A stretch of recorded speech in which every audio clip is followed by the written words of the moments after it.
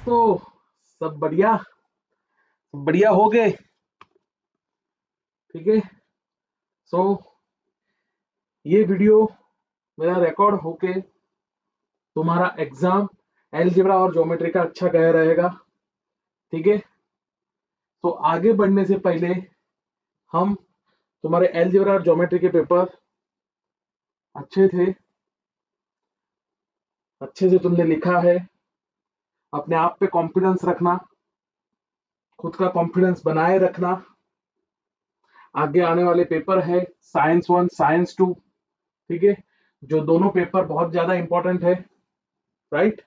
तो ये सारे जो भी पेपर अभी तक हुए हैं, ठीक है, किसी का अच्छा गया है, बुरा गया है, थोड़ा कम अच्छा गया, थोड़ा कम बुरा गया, वो सब चीजें छोड़ देनी है। पेपर हो गया, उसको वहां पे ही छोड़ देना है। ठीक है, उसको वहां पे ही छोड़ के आना है। छोड़ के मतलब पेपर को छोड़ के नहीं आना। पेपर लिख के हो गया, दिमाग में क्या सच है मेरा, क्या झूठ है मेरा, वो कुछ याद नहीं रखना है।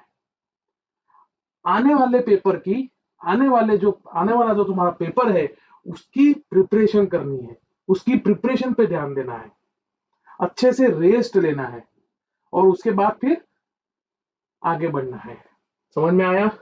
चलो, तो साधक शिक्षा में तुम्हारा सबका हार्दिक हार्दिक स्वागत है, ये मेरे छोटे से चैनल पे। अब देखो आगे आगे क्या है। 10 तारीख को तुम्हारा पेपर है साइंस 1। ठीक है, तो साइंस 1 के लिए सबसे पहले हमको ये पता होना चाहिए कि पढ़ाई कैसी करनी है। आने वाले दिनों में हमारे पास टाइम लिमिट है। उस टाइम लिमिट में हमको टोटल 8 लेसन है साइंस 1 में। ठीक है, ये साइंस 1 के 8 लेसन हमको कंप्लीट करने हैं अच्छी तरह से। तो जब तक तुम कुछ स्ट्रैटेजी नहीं बनाओगे, तब तक तुम्हारा रिवाइज हो नहीं पाएगा। और जो बच्चों ने रिवाइज नहीं किया है, उनको अभी फटाफट फटाफट अभ्यास करना है, फटाफट फटाफट पढ़ना है। यस और नो? तो उनके लिए भी मैं, सबके लिए मतलब, कुछ लेके आया हूं साइंस 1 के बारे में। ठीक है, तो सबसे पहले हमारा क्या काम रहने वाला है? सबसे पहले हमारा ये काम रहने वाला है कि सबसे पहले हमको साइंस 1 का जो वेटेज है, उसको बायफरकेट करना है। समझ में आया? उसको समझना है कि कौन से चैप्टर में से कितना आने वाला है, with option without option. Clear? देखिए चलो। So science 1 chapter wise weightage देखेंगे हम। ग्रेविटेशन सबसे पहला लेसन है तुम्हारा, बरोबर? ग्रेविटेशन, गुरुत्वाकर्षण म्हणतात त्याला। ठीक है, विदाउट ऑप्शन कितने मार्क का लेसन है? कितने मार्क का आने वाला है?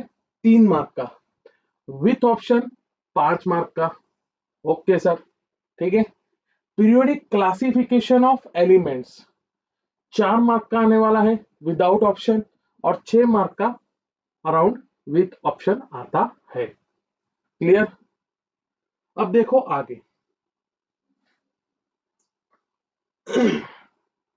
Chemical reactions and equations 4 mark का, 4 मार्क्स का आता है without option, with option 6 mark का। Effects of electric current 5 mark का, बराबर, और 7 मार्क का विद ऑप्शन। हीट जो लेसन है वो 3 मार्क का विदाउट ऑप्शन, एंड 5 मार्क्स का विथ ऑप्शन। तो ये 5 लेसन का हमने बाइफर्केशन किया है। यहाँ पे कितने लेसन का किया है? 5 लेसन का। 1 मिनट बच्चों।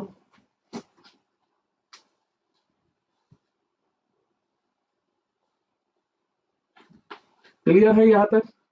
स्क्रीनशॉट निकाल दिया आपने? अब देखो आगे। उसके बाद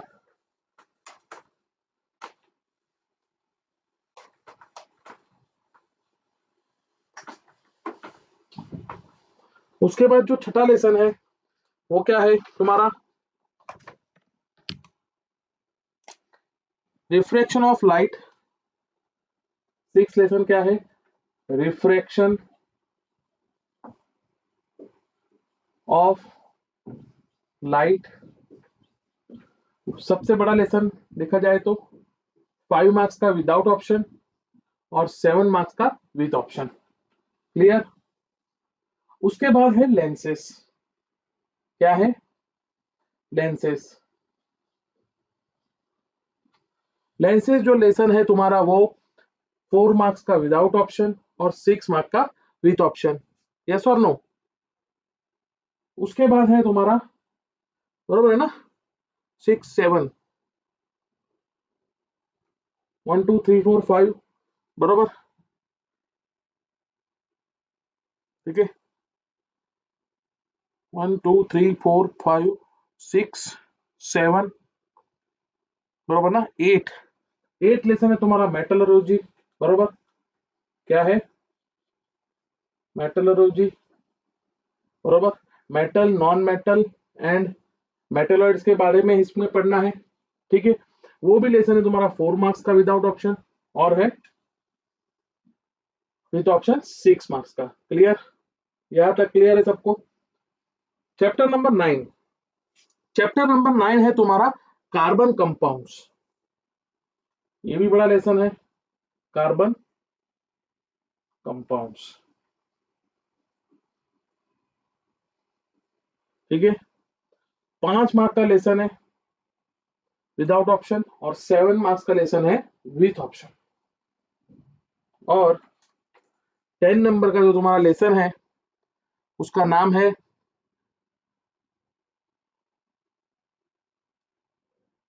कोई लेसन रहेगा रहेगा तो बता देना मेरे को, बरोबर।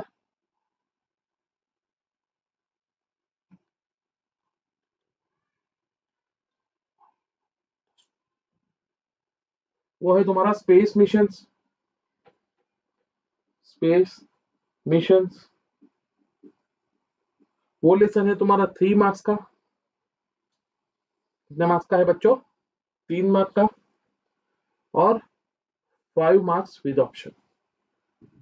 क्लियर? तो total number of marks 40 without option वाले, और ये कितने रहेंगे? 60 मार्क्स। क्लियर?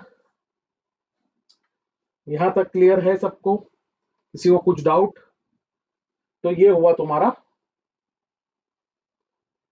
लेसन का बाइफर्केशन, ठीक है। अगर ऐसा लग रहा है शायद इफेक्ट्स ऑफ इलेक्ट्रिक करंट वो बचा हुआ है, उसका अगर वेटेज नहीं दिया है तो ले लो, ठीक है। शायद मुझे लग रहा है कि इफेक्ट्स ऑफ इलेक्ट्रिक करंट का बच गया था, इसलिए मैं वापस बता देता हूं।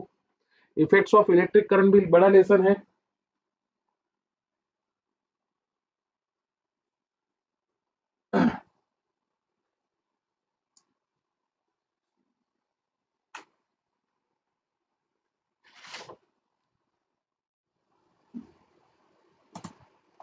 चलो तो बच्चों, सबसे पहला लेसन कौन से टॉपिक्स कवर करने हैं, कैसे करने हैं, वो मैं बताने वाला हूँ, ठीक है।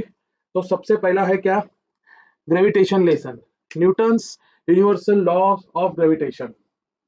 न्यूटन, बरोबर ना, न्यूटन्स लॉ ऑफ ग्रेविटेशन, समझ में आ रहा है? बरोबर। न्यूटन्स यूनिवर्सल लॉ लिखो। Second question, second topic, second topic क्या है? सेकेंड टॉपिक हमको देखना है Kepler's laws of planetary motion. Kepler's laws, बरोबर, Kepler's laws of planetary motion. Yes और नो? थर्ड देखना है हमको acceleration due to gravity. Due to gravity है मतलब एक्सेलरेशन किसके थ्रू, किसके ड्यू टू? ग्रेविटी के, बरोबर। उसके बाद क्या देखना है हमको? फ्री फॉल, सबसे इंपॉर्टेंट, फ्री फॉल। यस और नो? फ्री फॉल किसको बोलते हैं, ठीक है। उसके बाद escape velocity, escape velocity. Clear? Yes और नो? Escape velocity. और उसके बाद है, यहां पे मैं लिखता हूं वेटलेसनेस, वेटलेसनेस, मतलब कि जब स्पेस में जाते हो तब एस्ट्रोनॉट को वेटलेसनेस क्यों फील होता है, उसके बेसिस पे बहुत क्वेश्चन आके गए हैं बहुत बार एक्झाम में, खूप वेळा येऊन गेलेले आहेत बाळांनो. सो हे झाले तुमचे टॉपिक, हे काय झाले टॉपिक. आता क्वेश्चन कसे टाईपचे तुम्हाला विचारतात, काय विचारतात, या लेसन मध्ये आपण बघणार आहोत. बरोबर, लेसन नंबर 1. ठीक आहे, हे झालं लिहून, हे लिहून घ्या, लिहून घ्या, मी वेट करतो आहे. ठीक आहे, लिहून घेतलं.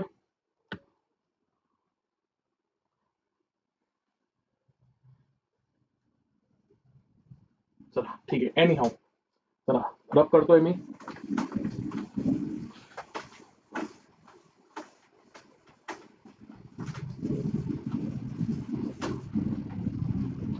तर बघा, question type ask in board examination, question type.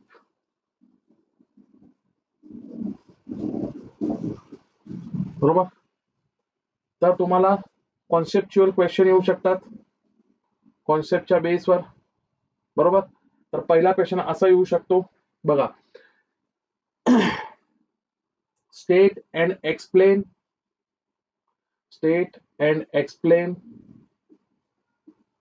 Newton's universal law of gravitation.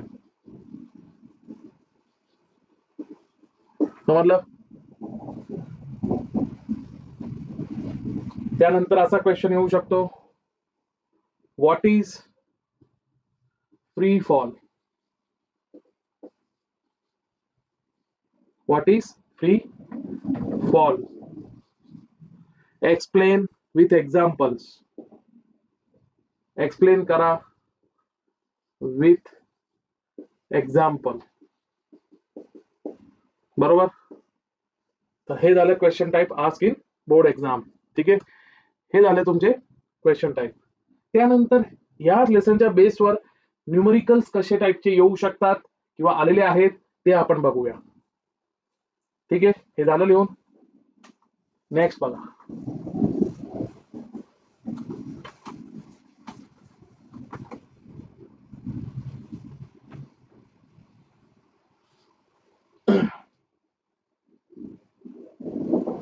Next बघा,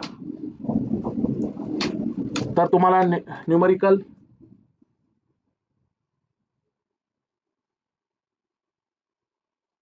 जसे टाइपचे येऊ शकतात, find the gravitational force between, find the gravitational force between two objects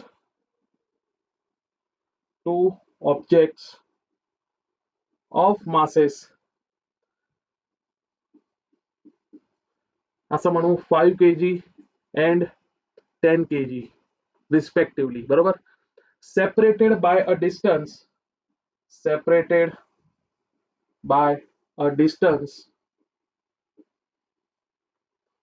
2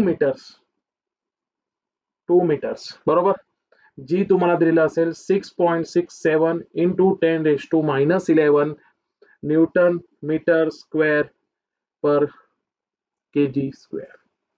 yes और नो, येस और नो, समजतंय. तर अशा टाइपचा क्वेश्चन येऊ शकतो. सेकंड, अजून second, calculate the escape velocity, calculate the escape velocity. बरोबर, calculate the escape velocity from the earth,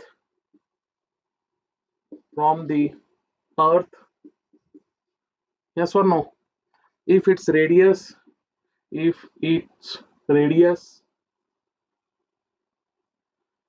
is 6.4 into 10⁶ metre, असा पण क्वेश्चन येऊ शकतो. हे बोर्डचे फेवरेट आहेत एस्केप वेलोसिटी किंवा find the gravitational force between the two objects. Clear इथपर्यंत समजलं सगळ्यांना? हे झालं दुसरं टाईप. ठीक आहे. त्यानंतर काही क्वेश्चन ऍप्लिकेशन बेस्ड वर पण विचारू शकता. आता तुम्ही म्हणणार sir application based mean what? तर बघा, हे बघा, तुम्ही असं बायफर्गेशन केलं ना की तुम्हाला जी भीती निर्माण झालेली आहे, जो कुछ भी फियर क्रिएट हुआ है, वो फियर क्या हो जाता है? कम हो जाता है. क्या हो जाता है? कम. तर एप्लीकेशन बेस्ड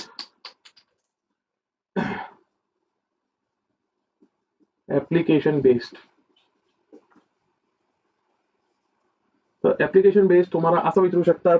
बघा, वाय डू एस्ट्रोनॉट एक्सपिरियन्स, आताच बोललो होतो स्टार्टिंगला, वाय डू, बरोबर, why do astronaut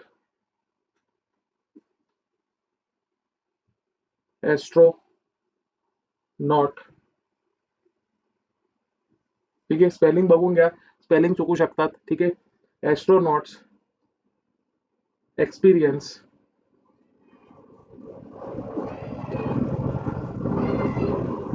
weightlessness in space, weightlessness in space. ठीक आहे. हे क्वेश्चन येऊ शकतो असा. ऍप्लिकेशन बेस्ड ऍप्लिकेशन आहे ना, म्हणजे काहीतरी ऍप्लिकेशन म्हणजे काहीतरी प्रॅक्टिकली गोष्टी चालू आहेत, बरोबर, त्याच्या बेसवर जे क्वेश्चन येतात त्याला म्हणतात ऍप्लिकेशन बेस्ड. ठीक आहे. त्यानंतर बघा, explain Y a satellite remains, explain Y a satellite remains in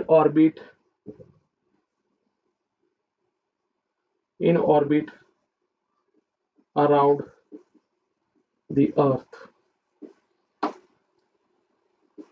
बरोबर. म्हणजे काय की सॅटेलाइट कसं काय अर्थच्या अराउंड एका ऑर्बिट मध्ये फिरत असतात. तर इथं एस्केप वेलोसिटी ही कॉन्सेप्ट अप्लाय होऊ शकते. Yes or no?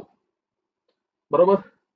त्या पर्टिक्युलर एस्केप वेलोसिटीला क्रॉस केलं, बरोबर, की ते एका पर्टिक्युलर वेलोसिटीच्या अकॉर्डिंग ते सॅटेलाइट अर्थच्या ऑर्बिटला इव्हॉल्व करत असतात. Yes or no? तर हे इथं तुम्ही एस्केप वेलोसिटीची कॉन्सेप्ट यूज करून ऍप्लिकेशन बेस्ड प्रॉब्लेम किंवा क्वेश्चन सोडवू शकता. तर अशा टाईपचं या लेसनचं ग्रेव्हिटेशन चॅप्टरचं बायफर्गेशन टॉपिक वाईज मी तुम्हाला सांगितलं. हे सगळं व्यवस्थित लिहून घ्या. Clear?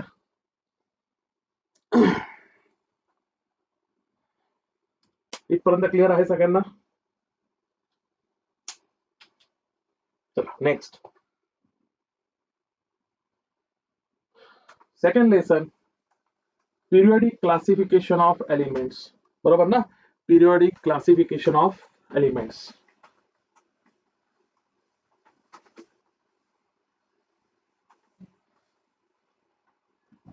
Periodic classification of elements.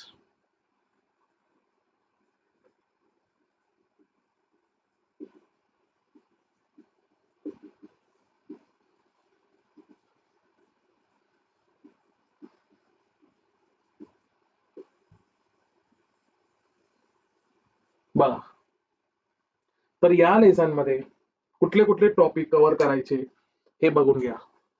सगळ्यात पहिले येतं डॉबे रेनियर ट्रायड. बरोबर. डॉबे रेनियर ट्रायड्स, डॉबे रेनियर्स लिहा. ठीक आहे. त्यानंतर Newlands law of octaves, Newlands law of octaves. बरोबर ना? त्यानंतर Mendeleev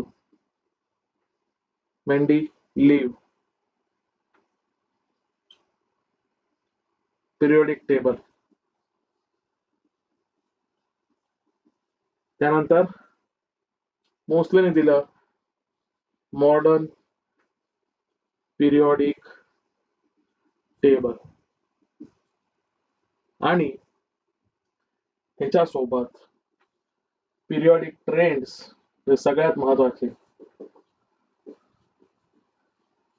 periodic trends atomic size आणि इलेक्ट्रोनिगेटिव्हिटी लेफ्ट टू राईट जाणार तर कसं होणार इलेक्ट्रोनिगेटिव्हिटी निगेटिव्हिटी वाढते लेफ्ट टू राईट जाताना किंवा राईट टू लेफ्ट जाताना या सगळ्या गोष्टी प्रिडिक्ट ट्रेंड्सच्या अकॉर्डिंग येतात आणि इथंच शॉर्ट एक क्वेश्चन एक्सपोज शॉर्ट 101%. तर हे झालं बाळांनो तुमचं पिरियडिक क्लासिफिकेशन ऑफ एलिमेंट किती सोपं वाटतंय बघा डॉबेरनर ट्रायड आले म्हणजे डॉबेरनर झाले त्यांनी ट्रायड दिले बरोबर न्यूलँड आले न्यूलँड लॉ ऑफ ऑक्टेव्ह दिले सारे गमा पदा निसा या बेसिसवर बरोबर मेंडेलिव्ह पिरियडिक टेबल आले बरोबर मॉडर्न पिरियडिक टेबल आला त्यानंतर हे ट्रेंड्स बघायचे ह्याच्या बेसिसवर पिरियडिक क्लासिफिकेशन ऑफ एलिमेंट झालं सेम क्वेश्चन कसे टाईपचे येतात या चॅप्टरला ते आपण बघून घेऊ ठीक आहे आज 3 लेसनचं बघणार आहोत आपण आता ठीक आहे नंतर मी तुम्हाला बाकीच्या लेसनचे परत पाठवणार सेम त्यापर्यंत तुम्ही या 3 लेसनचा व्यवस्थित अभ्यास करा बायफर्गेशन करून घ्या हे झालं तुमचं टॉपिक कव्हर कसे करायचे कुठले करायचे ठीक आहे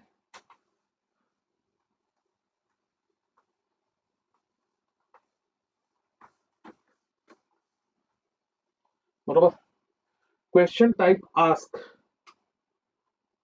क्वेश्चन टाइप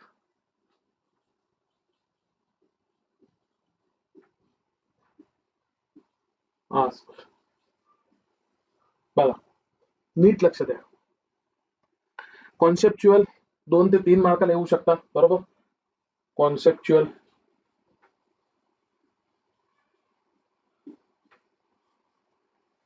तर तुम्हाला विचारू शकतात की state Mendeleev periodic table state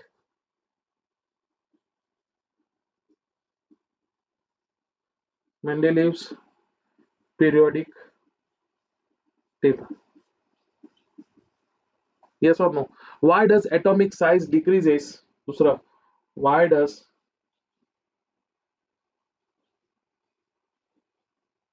atomic size decreases किंवा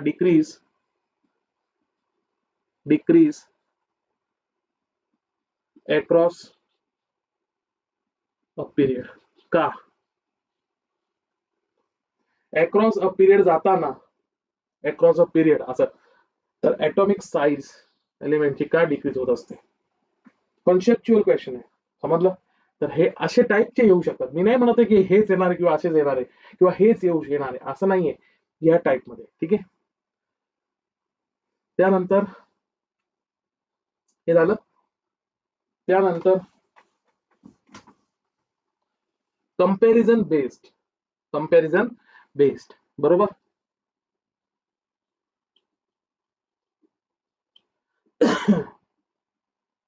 सॉरी बघा डिफरन्शिएट बिटवीन म्हणजे डिफरन्शिएट येणार मेंडेलिव्ह वर्सेस मॉडर्न पिरियडिक टेबल ते पण फेमस आहे अजून काय कंपेअर डॉबेरनर वर्सेस मेंडेलिव्ह किंवा न्यूलँड ऑक्टेव्ह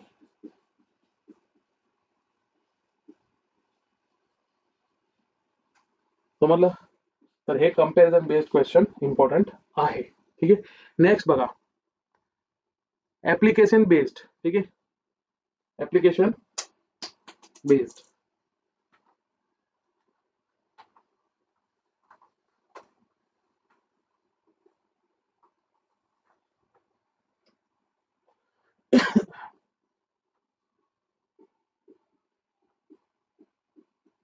हे पण 2-3 मार्काला येतात ऍप्लिकेशन बेस्ड की how does the modern period table help how does the modern periodic table help predict properties of elements.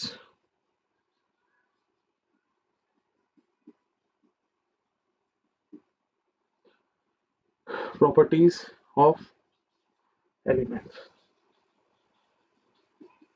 म्हणजे कसं तुम्ही प्रेडिक्ट करू, मॉडर्न पिरियड टेबलला प्रेडिक्ट करू शकतात त्याच्या त्या एलिमेंटच्या प्रॉपर्टीजवर. ऑब्विसली मेटल आहे, नॉन मेटल आहे, मेटलॉइड आहे, बरोबर, अजून काय काय आहे त्याच्यामध्ये, याच्या बेसिसवर प्रेडिक्ट करू शकतो आपण मॉडर्न पिरियड टेबलला. तर मॉडर्न पिरियड टेबल आपला हेल्प कशा बेसिसवर करतो, बरोबर. आणि why did Mendeleev gaps in this period table, म्हणजे मेंडेलिव्हनी गॅप का ठेवला होता, वाय डिड, इथं येणार का, इथं येतो, why did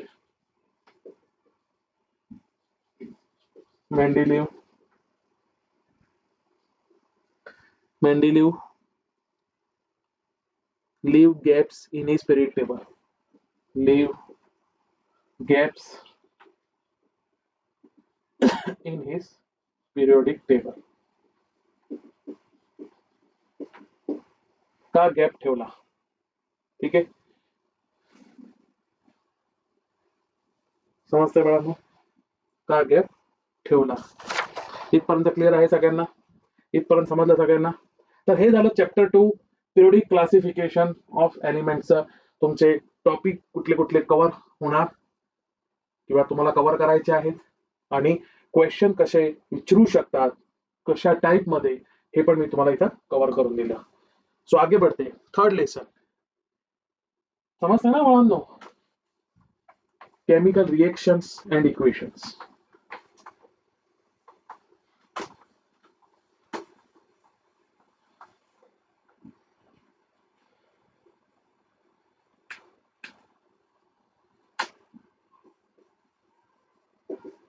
Chemical reactions and equations.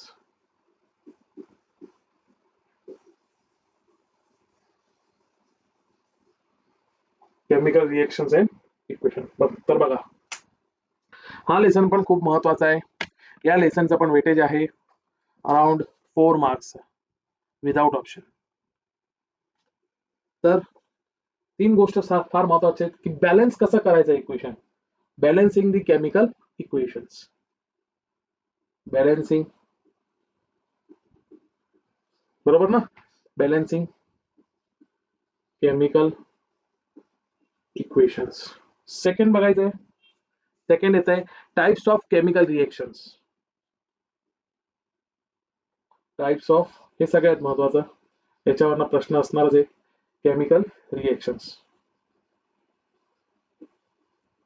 तर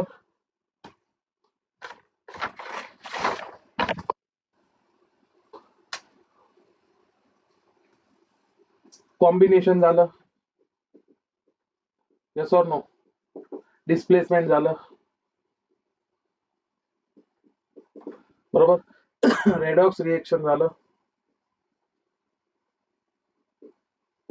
बरोबर, डिकम्पोजिशन झालं.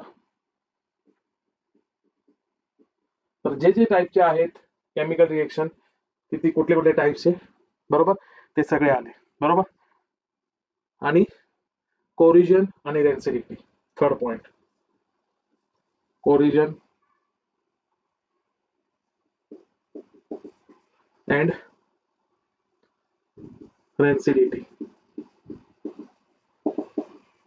बरोबर ना.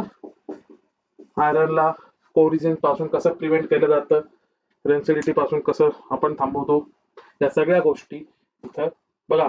म्हणजे बॅलन्सिंगचा एक question for short, types of chemical मधून एक क्वेश्चन शॉर्ट येणार, आणि कोरिजन रेन्सिडिटी मधून एक क्वेश्चन. तर 4 मार्क इथून कव्हर झाले तुमचे. क्लियर, कळतंय का, समझ में आ रहा है क्या नहीं आ रहा है, यस और नो.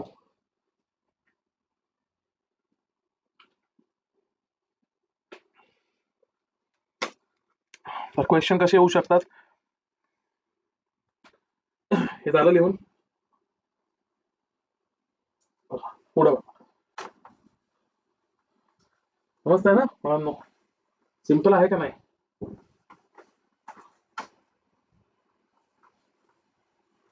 बरोबर. आता तुम्हाला वाटत असेल अरे सर आता खूप सोपं वाटतंय, एकदम इजी लग रहा है हमको.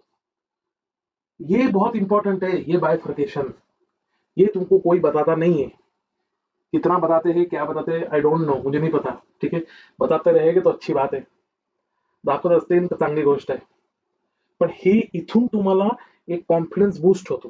काय अभ्यास करायचा आहे, आपण काय केलेलं आहे, आपल्याला किती येतोय, किती माहित आहे.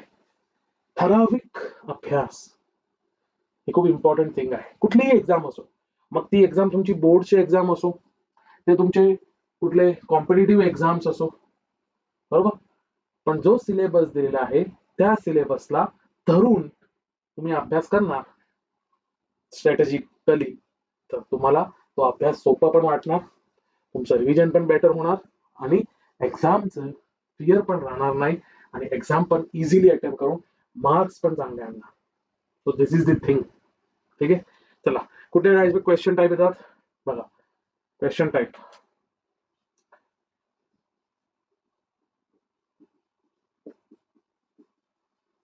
तर सगळ्यात पहिले कॉन्सेप्च्युअल, बरोबर ना. इक्वेशन बेस्ड बघून घेऊ. चला इक्वेशन बेस्ड.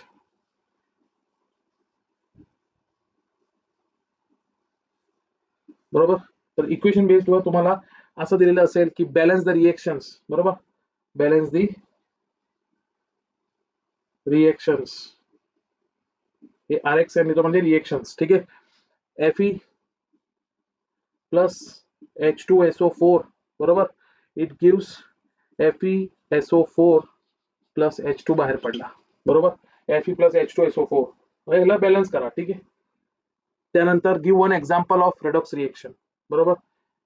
रेडॉक्स रिएक्शनचा give one example of redox reaction, बरोबर. म्हणजे काय होतं, रिडक्शन पण होतं आणि ऑक्सिडेशन पण होतं. म्हणजे कुठं ऍड होणार ऑक्सिजन, कुठं हायड्रोजन रिमूव्ह होणार, कुठं हायड्रोजन ऍड होणार, कुठं ऑक्सिजन रिमूव्ह होणार. ठीक आहे, हे झालं. हे दोन्ही गोष्ट एकाच रिएक्शन मध्ये घडतं, तर त्याचं एक एक्झाम्पल थ्रू तुम्हाला येऊ शकतं समजावणं. ठीक आहे, त्यानंतर बघा कॉन्सेप्च्युअल.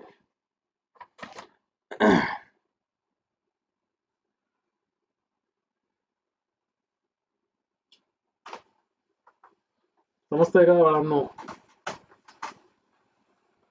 त्यानंतर बघा कॉन्सेप्च्युअल. कॉन्सेप्च्युअल कसं येऊ शकतं,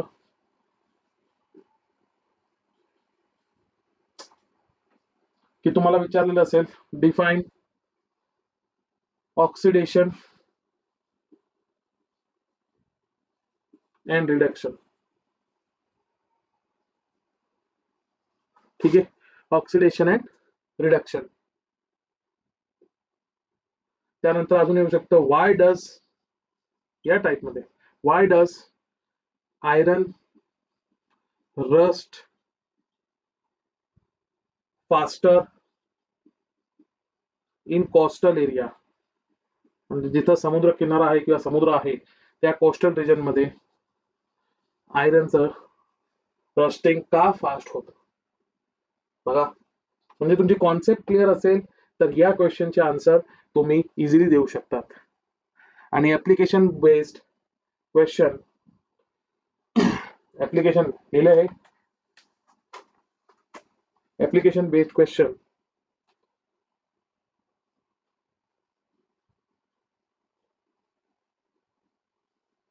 असं विचारू शकतात तुम्हाला की Y is food pack in nitrogen gas. Y is food pack in nitrogen gas. Food pack म्हणजे पॅकेट जे फूड असतात ना, पॅकेट फूड त्याच्यामध्ये. ठीक आहे, तर असे ऍप्लिकेशन बेस्ड इझी क्वेश्चन येते. ठीक आहे, खूप इझी आहे. ठीक आहे, तर असे ऍप्लिकेशन बेस्ड क्वेश्चन तुम्हाला विचारू शकतात. हेच विचारणार असं नाही, विचारू शकतात या टाइप मध्ये. तर ऍप्लिकेशन बेस म्हणजे काय समजलं, कॉन्सेप्च्युअल बेस म्हणजे काय समजलं, इक्वेशन बेस म्हणजे काय समजलं, न्यूमेरिकल बेस म्हणजे काय समजलं, कळतंय तुम्हाला? सगळ्यांना? ठीक आहे, बाकीचे आपण नंतर बघणार आहोत. ठीक आहे, तर पहिले फक्त एवढं लक्षात ठेवा की तुम्हाला एक जाता जाता समरी देऊन जातो की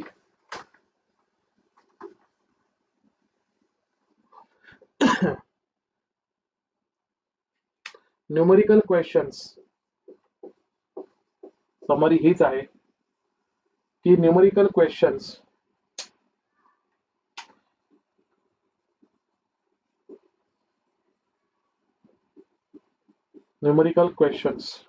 बरोबर, ग्रेव्हिटेशन, इलेक्ट्रिसिटी आणि रिफ्रॅक्शन ऑफ लाईट, बरोबर, लेन्सेस, ग्रेव्हिटेशन, इफेक्ट्स ऑफ इलेक्ट्रिकल म्हणजेच इलेक्ट्रिसिटी, बरोबर, त्यानंतर आहे रिफ्रॅक्शन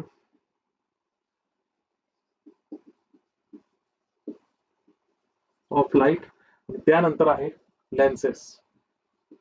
त्याच्यामधून तुम्हाला 30 to 40% न्यूमेरिकल्स येणार. किती येणार? 30 to 40%, बरोबर. त्यानंतर हे झालं लिहून.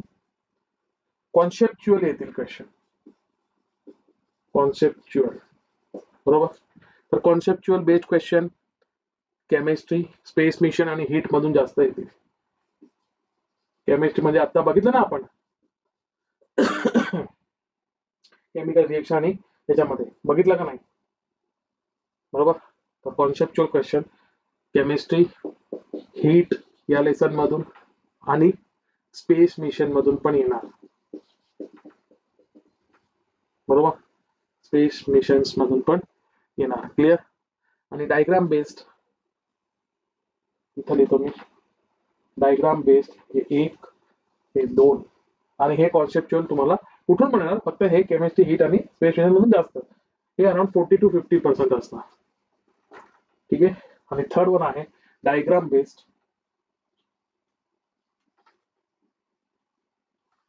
बरोबर.